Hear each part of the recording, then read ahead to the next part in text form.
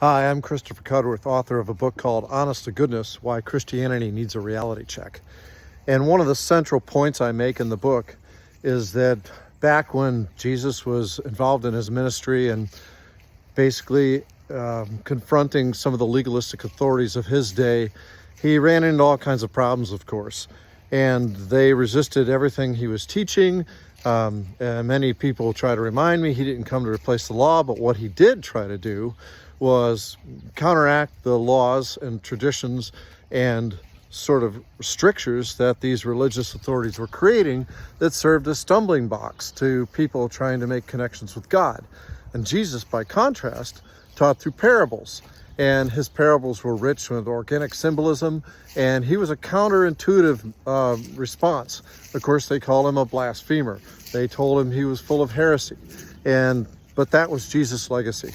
And one of the things that came out of that was that he taught his disciples to think the same way, told them to break the rules, break the laws. You know what? You're not under those strictures. What I want you to think about is the compassion of God and how to bring God alive in this world. And they said, but why do you teach in parables? And he said, well, guess what? For one thing, why are you so dull? Don't you see that I'm bringing people closer to God through these connections with their real life?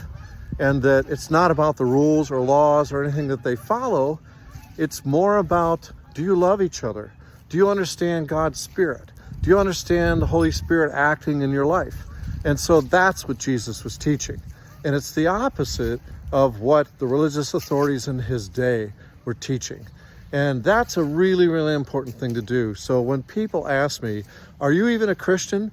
I respond by saying, well, I listened to how and why Jesus taught the way he did and who he resisted. And to this day, we find religious authorities still trying to impose law, still trying to take control of people's lives.